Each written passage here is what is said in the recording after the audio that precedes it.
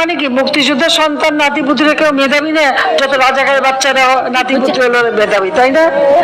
কিন্তু এটা ভুলে গেলে চলবে। 10 জনের সামনে কথা বলতেছি, কিভাবে কথা বলতে হবে এই কথা বলার ভাষাটুকুই যদি আমি না জানি, ওই 10 জনের সামনে কথা বলার কোনো যোগ্যতাই আমার নাই। 1971 সালের পর থেকে যারা জন্মগ্রহণ করছে, যুদ্ধতে অংশগ্রহণ করতে পারে নাই, তারা সবাই রাজাকার। আমি, আপনি, আপনার বাবা, আমার দাদার নামও যেহেতু মুক্তিযোদ্ধার কোঠায় নাই, তাহলে আমার দাদা সহ আমরা সবাই রাজাকার। এক কথায় বলতে গেলে বর্তমান দেশে 16,98,00,000 নাগরিকদের মধ্যে 2,31,000 মানুষ মুক্তিযোদ্ধা, এদের পরিবার বাদে আমরা সবাই রাজাকার। সেই রাজাকারের নাম শুনলে একটা সময় আপনার চোখে ঘৃণা চলে আসতো, এখন একবার ভেবে দেখুন সেই রাজাকারের ট্যাগই আপনার ঘাড়ে চলে আসতেছে। সেই ট্যাগ আপনার ঘাড়ে দিতে এক বৃন্দিও দ্বিধাবোধ করতেছে না, কারণ তার পদে উঠতে আপনার কোনো প্রয়োজন হয় না। যে দেশে ভোট ছাড়া ক্ষমতা পাওয়া যায়, সেই দেশে আবার কিছু বলতে ভাবতে হয় নাকি? আজকের ভিডিওতে একটা কথা বলে যাই, মাথায় রেখে কথা যত বেখেলে হবে, পতন তত দ্রুত হবে ইনশাআল্লাহ। পার্সোনালি আমি কোনো রাজনৈতিক সম্পর্কের সাথে সম্পৃক্ত, কিন্তু একজন সাধারণ নাগরিক হিসাবে এই কথার বিরুদ্ধে তীব্র নিন্দা ও প্রতিবাদ জানানোর প্রয়োজন আমি মনে করি। রিসেন্ট 8-9 দিনে আন্দোলন চলছে। হ্যাঁ, এই কথা সত্য যে কোঠা এবং মেধা এক জিনিস নয়, কিন্তু আমার কথা হচ্ছে মুক্তিযোদ্ধাদের নাতি নাতনি থেকে শুরু করে ছেলে মেয়েগুলো যদি এতই মেধাবী হয়, তাহলে তাদের চাকরির জন্য কোঠার কিসের প্রয়োজন? প্রশ্ন থেকেই যায়। সাধারণ মানুষগুলো যদি রাজাকার হয়, এই সাধারণ মানুষের ট্যাক্স ভ্যাট দিয়ে আপনি দেশ চালাচ্ছেন, তার মানে আপনি বড় রাজাকার। বাংলাদেশ পরিসংখ্যান BBS এর হিসাবে শিক্ষিত বেকার আছেন 23,50,000 জন, অর্থাৎ বাংলাদেশে মোট বেকারের সংখ্যা 12% উচ্চ শিক্ষিত। এখন আমাদের মাননীয় প্রধানমন্ত্রীর কথা হিসেবে এই 12% উচ্চ শিক্ষিত বেকার নাগরিকই মেধাহীন। আফসোস, 2022 সালে আমি সেনাবাহিনীর মাঠে অ্যাপ্লাই করেছিলাম এবং আমি বগুড়া ক্যান্টনমেন্ট মাঠে দাঁড়াতে গিয়ে দেখি অলরেডি 3 জন সিলেক্টেড হয়ে আছে। এখন আমার প্রশ্ন হলো, আমরা এতগুলো স্টুডেন্ট মাঠে দাঁড়াতে গিয়েছিলাম, আমাদেরকে দেখার আগে আমাদের মেধা সম্পর্কে তারা বুঝে গেছে, রাইট? যদি আমাদের না দেখে আমাদের মেধা সম্পর্কে নাই বুঝতো, তাহলে তো অলরেডি আগে থেকে 3 জনকে সিলেক্ট করে রাখতো। যে দেশে কোটা ছাড়া চাকরি হয় না, দেশের নাগরিকদের রাজাকার বলে সম্বোধন করা হয়। একজন সাধারণ নাগরিক হিসেবে প্রধানমন্ত্রীকেই ভয়কট করতেছি। রাজাকার প্রধানমন্ত্রী, তার গদি থেকে তাকে নামিয়ে দেওয়া হোক, নয়তো কোনো আইন আমরা মানি না। আপনি একজন সাধারণ মানুষ হিসেবে আপনি নিজের থেকে ভেবে দেখেন দেশের কতটুকু